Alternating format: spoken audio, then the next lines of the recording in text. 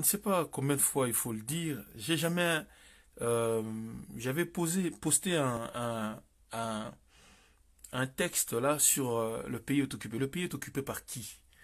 Oh, le pays est occupé par les Rwandais, les Rwandais. Maintenant, Kabila, elle est en train de partir. Est-ce que le pays n'est plus occupé? Certains me disent, mais non, c'est le système. Quel système? Soyons cohérents, quel système? Le système Kabila, c'est le même système que le système Mobutu. Il existait avant l'arrivée de Kabila. Et c'est le même système qui va perdurer après le départ de Kabila. Donc, c'est de quel système on parle? Occupé, occupé par qui? J'ai jamais adhéré à cette thèse-là. Il est évident que le gouvernement de Paul Kagame a fait des incursions au Congo, a tué nos concitoyens, etc., etc. Mais n'oubliez pas que la première des raisons qui a fait que nous avons des militaires rwandais à la tête de notre pays, il faut bien connaître l'histoire. Nous avons des militaires rwandais à la tête de notre pays, c'est qu'à un moment donné, lorsque vous avez signé votre 1 plus 4, 4 vice-présidents et un président, on a fait ce qu'on appelle le brassage. On a fait rentrer dans l'armée congolaise des militaires qui étaient à l'Est. Voilà. Et ça, tous les politiques congolais l'ont signé. Jean-Pierre Mbemba en premier et tous ceux qui ont fait la rébellion. Voilà. Donc, si on est aujourd'hui, on est infiltré par des étrangers, c'est parce qu'on les a fait rentrer dans notre maison. Mais il n'y a pas une armée, un pays qui est venu, qui s'est accaparé du Congo au détriment des Congolais. Donc, tant que ce n'est pas le cas, ne parlons pas d'occupation, parce que c'est un abus de langage, purement et simplement, qui ne reflète pas du tout la réalité. Donc, Hissène, moi, je ne partage pas du tout ton point de vue. Il y a à peu près 40 millions de Congolais qui se sont inscrits pour aller voter. Il y a 15 000 Congolais qui vont se présenter à la députation nationale. Il y a 19 Congolais qui vont se présenter à la présidence. Il y a presque 600 Congolais qui vont se présenter pour la députée provinciale. Les Congolais veulent faire bouger les choses. Les Congolais veulent des élections. Les Congolais veulent que la démocratie tourne dans ce pays. Et donc, les histoires de oui, le pays est occupé, on ne va pas aux élections. Tu ne veux pas y aller, n'y va pas. D'autres vont y aller. Voilà. La candidature commune est impérative, il faudrait des primaires. Oui, oui, je suis d'accord avec toi, Pedro. Il faut des primaires, il faut des critères pour qu'on puisse choisir une personne. Il faut des critères, il faut des primaires. Il faut que, malgré qu'on ait pris par le temps, parce que les élections c'est quand même en décembre, il aurait fallu qu'on fasse ces primaires maintenant. Mais à défaut, parce qu'on est obligé d'attendre le 19, exactement le 19, euh, Michel, on est obligé d'attendre le 19 septembre pour avoir la liste définitive. Parce que je ne sais pas si vous avez vu, il y a la liste provisoire des candidats à la députation nationale et à la présidence. Ça veut dire que maintenant, c'est la Cour suprême qui va valider l'ensemble des candidatures. Et à ce moment-là, oui, on aura les véritables candidats. Et par rapport à ça, on va pouvoir choisir qui va être le candidat commun de l'opposition. Voilà. Merci Michel. Salut Séraphin. Le système is over. Soki, Tolingi, Congo, échanger. Il faut changer. Il faut changer. Ok, Bisomoko, Tozo, Boma, Congo. Écoute. Shabbat Showbiz, c'est ton point de vue. Tu es sur la nominale ou uninominale, Rex? J'ai pas compris ta question, Condé Sidiki.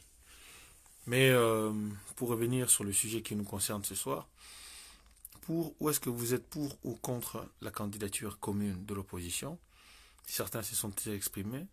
Et quelle est la personne que vous pensez la mieux outillée pour représenter toute l'opposition? Quelle est la personne qui est la mieux placée pour défendre les intérêts du pays au nom de toute l'opposition?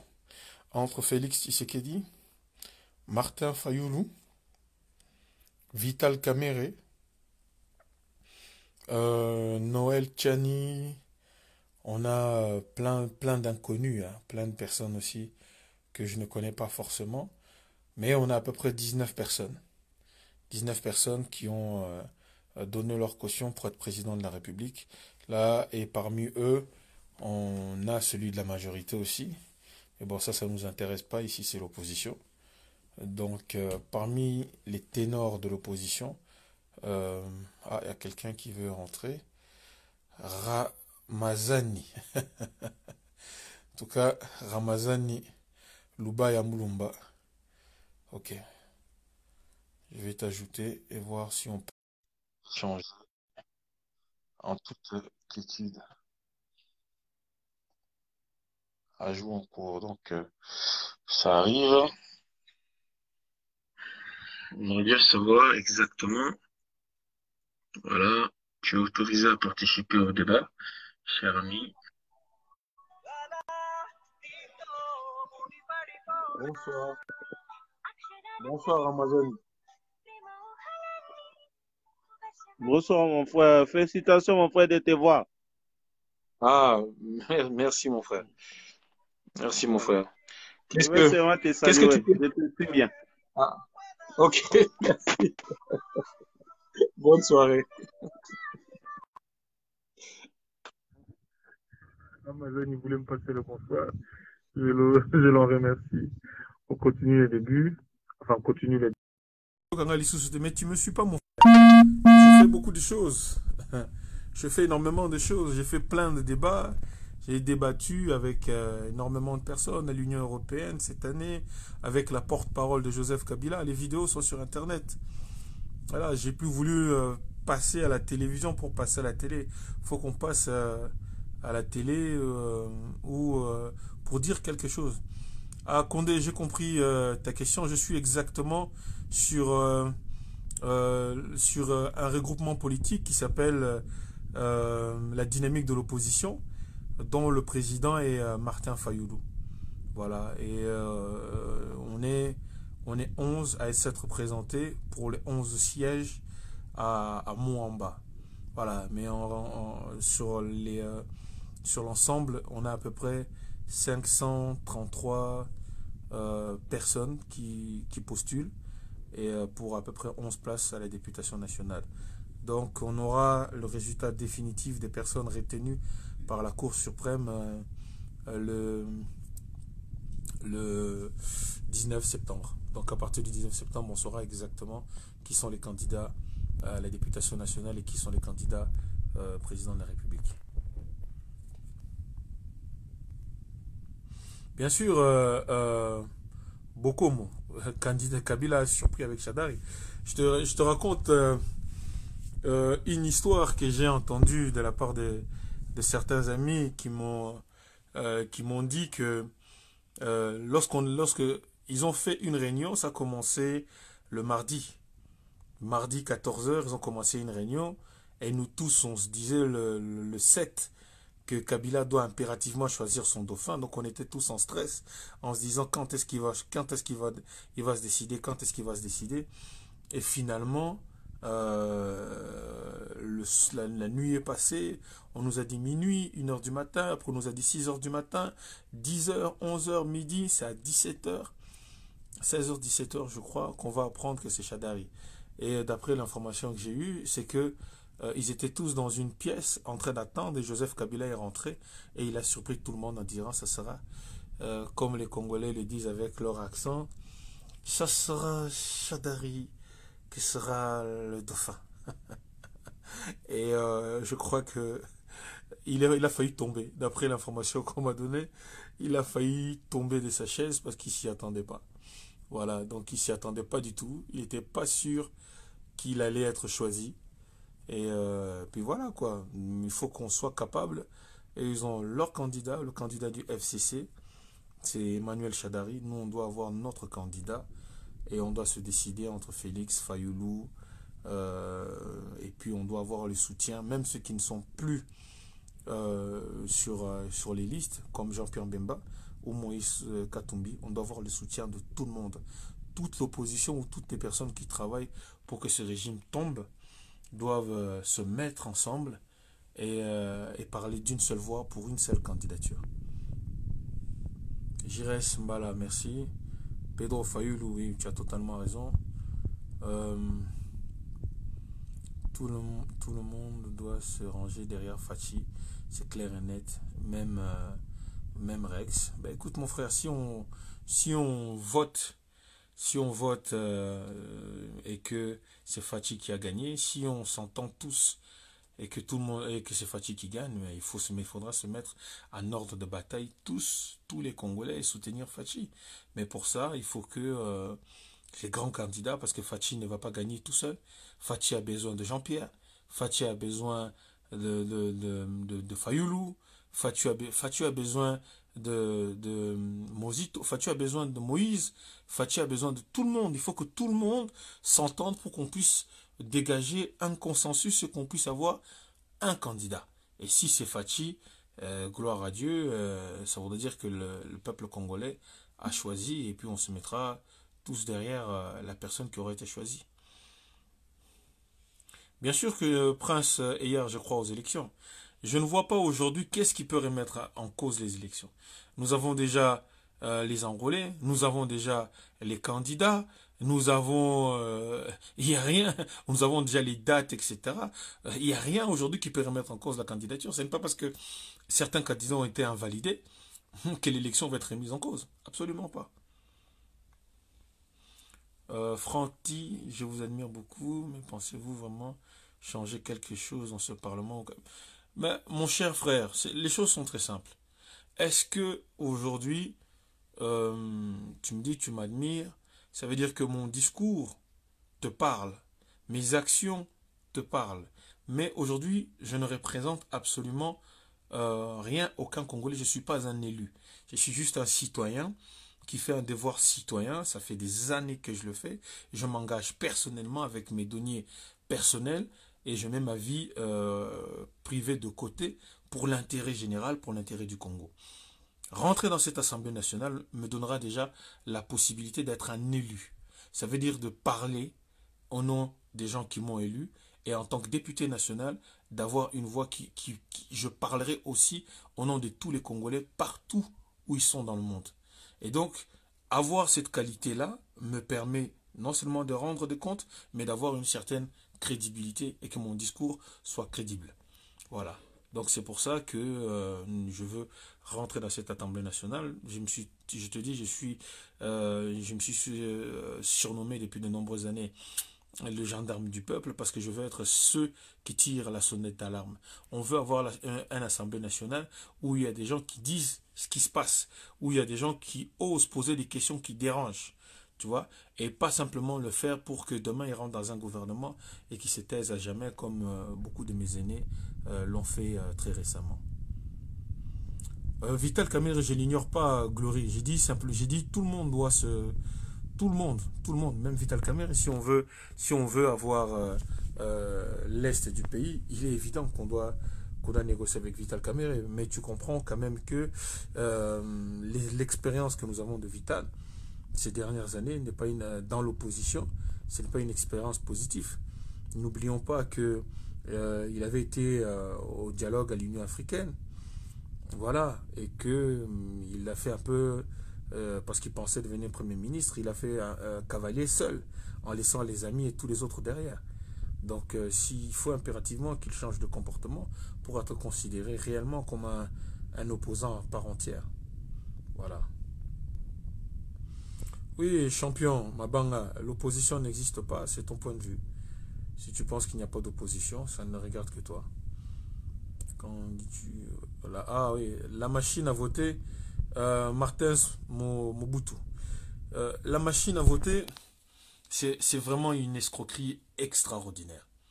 Pour la simple et unique raison, le vote est secret. Tu vois, quand on a un bulletin, on va dans un coin, on vote, personne ne sait, on vient, on le met dans l'urne. Mais avec cette machine-là, c'est une imprimante. Ça veut dire que vous arrivez, vous appuyez et ça vous imprime votre vote. Et ce sont les agents de la CENI qui compilent ces papiers-là. C'est pas que ça rentre dans un endroit où vous ne voyez pas, ce sont les agents de la CENI qui compilent ces documents-là. Et puis, lorsque vous arrivez, prenons par exemple l'exemple de ma mère ou ma grand-mère qui vont aller pour appuyer. Elles n'ont jamais touché les smartphones enfin, ma mère, si, ma grand-mère, jamais touché un smartphone de sa vie. Elle doit venir sur un écran d'ordinateur et choisir, appuyer parmi, si on prend par exemple les députés, imagine qu'elle habite à Limbe, il faut qu'elle choisisse un député, elle a 533. Moi, je suis le candidat 235. Pour qu'elle arrive sur moi, elle doit dépasser 235 personnes pour voter Rex Kazadi. Et pendant qu'elle fait ça, si elle ne sait pas comment la machine marche, elle est aidée par les agents de la CENI. Donc c'est eux qui vont lui dire quel bouton appuyer, c'est eux qui vont lui dire comment elle doit faire fonctionner la machine. Et à partir du moment où vous votez et que vous êtes aidé par une tierce personne, votre vote n'est plus un secret. Et puis en plus, qu'est-ce qui nous dit que lorsque vous allez voter ou lorsque vous allez aider cette femme, que vous n'allez pas lui dire la personne qui doit voter. Donc on a un vrai problème, ne serait-ce qu'au niveau du secret qui entoure les votes. On a un vrai problème. Donc cette machine, pour moi, elle doit impérativement et très rapidement disparaître et qu'on revienne au vieux papier. Mais pour l'instant, on y va étape par étape, validation des candidats et très rapidement derrière, il faut mettre cette machine qui n'est pas encore arrivée au Congo, mais il faut simplement faire en sorte qu'elle n'arrive jamais au pays et qu'on puisse avoir des élections complètement libres et transparentes. 10 millions d'électeurs fictifs, etc. Non, mais cher Amir, cher Prince, on travaille, on y va. Yuri Kalingai, merci mon frère. 90 des candidats sont du pouvoir, comment faire alliance avec des espions. Non, nous on parle, champion, on demande de faire alliance avec des opposants. Ceux qui sont aujourd'hui encore dans l'opposition, Félix Tshisekedi, Martin Fayoulou, Vital Kamerhe et tous ceux qui sont dans l'opposition, pas avec les autres. Voilà.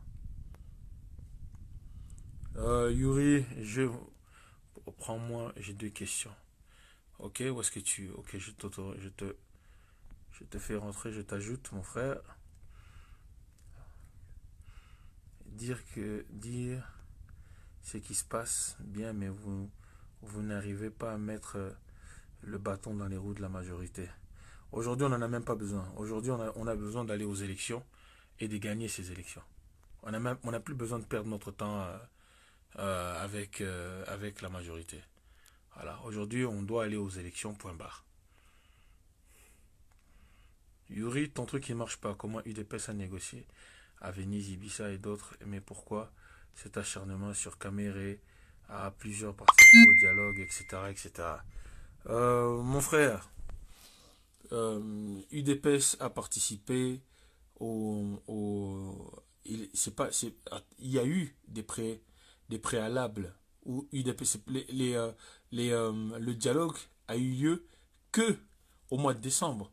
Il y a eu des rencontres comme Kamer a fait avant le dialogue de la cité de l'Union africaine. Kamer aussi a fait des rencontres avec d'autres personnes. Sauf que je me souviens, tu te souviens, Glory, que Vital Kamerhe avait dit publiquement que Kabila ne passera pas le mois de décembre, qu'on va marcher sur nos cadavres. Et lorsqu'il était ressenti pour devenir Premier ministre, il a commencé à dire que laissez tomber, le ciel ne va pas nous tomber sur la tête, etc. etc. parce qu'il était sûr de rentrer dans le gouvernement. Voilà. Et les Congolais n'ont pas oublié ça. Ça s'appelle de la traîtrise. Point. Nous aussi, Rex Kazadi existe en dehors de l'UDPS. Je n'ai jamais demandé quoi que ce soit à l'UDPS. J'ai apporté plus à l'UDPS que l'UDPS ne m'a apporté. Tu comprends? Donc ne me dis pas que j'ai besoin de me faire une santé sur le nom de l'UDPS. Parce que moi je suis anti-séquediste. J'ai suivi lorsque on a failli... on a voulu enterrer. Lorsqu'on a sorti le cercueil ici à Bruxelles, en disant qu'on enterre Tshisekedi. Hein, ce symbole ici, qui avait presque 200-300 personnes qui voulaient me lyncher parce que j'étais contre ça. Je ne vous ai pas vu, donc je n'ai pas à prouver quoi que ce soit. Mais si vous pensez que parce qu'on est de l'UDPS, parce qu'on est tshisekedi ou parce que on a soutenu l'UDPS, lorsque ça ne va pas, on ne doit pas critiquer et dire les choses telles qu'elles sont, eh ben c'est votre avis. Si vous êtes un petit toutou qui obéit et qui est incapable de remettre en cause les choses, ça vous regarde. Pour ma part, si tu veux parler de l'incident, de ce que j'ai dit, comparé par rapport à Kabound et à Kabouya, c'est une bêtise. Ils ont fait une bêtise. Ils ne pouvaient pas se permettre de se mettre à insulter, à critiquer Jean-Pierre Bemba, alors que nous avons besoin d'une candidature commune. Même si Jean-Pierre Bemba ne se présente pas, rien que le soutien de Jean-Pierre Bemba, derrière même un Félix, mais c'est une grande chose. Vous voulez arriver aux affaires, vous pensez que vous pouvez gagner tout seul? On a besoin de tout le monde. Et en plus, ce type de comportement que vous avez, c'est contre-productif parce que ça n'aide pas Félix. Vous êtes en train de le noyer et vous êtes en train de le mettre dans des problèmes. Et ce n'est pas les Kabound ou machin, parce que sans l'UDPS, ils n'existent pas. Alors que nous autres, on n'a attendu personne pour être ce que nous sommes. Donc, fais ton chemin, trace ta route, mon ami. Moi, je n'ai pas de compte à vous rendre. Je fais ce que je pense être juste pour mon pays. Je rends des comptes que aux Congolais par rapport aux actions que je pose dans l'intérêt général de mon pays.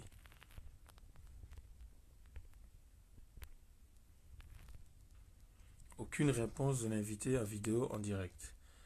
Ça passe pas, mon cher Yuri. Avec différents transferts de personnalités, il y a eu entre l'UDPS et la majorité. Comment croire à une vraie opposition de la part, comment croire à une vraie opposition de la part de l'UDPS? L'UDPS, on l'a critiqué l'UDPS sur énormément de choses. Mais l'UDPS jusqu'à aujourd'hui a toujours été constant et dans sa manière de fonctionner et dans ses décisions. Après, est-ce qu'il a toujours pris des bonnes décisions au bon moment? Je ne pense pas. Mais jusqu'à preuve du contraire, l'UDPS est de l'opposition. L'UDPS n'est pas dans le pouvoir. Ça arrangerait le pouvoir depuis très longtemps que l'UDPS soit dans le pouvoir. L'UDPS n'est pas dans le pouvoir. L'UDPS est un vrai parti de l'opposition. C'est même le plus grand parti de l'opposition. C'est clair. Voilà. Peux-tu nous expliquer ton choix d'aller aux élections pour le compte de l'SID? Non, Prince, je ne vais pas aux élections pour le compte de l'SID. Et puis, je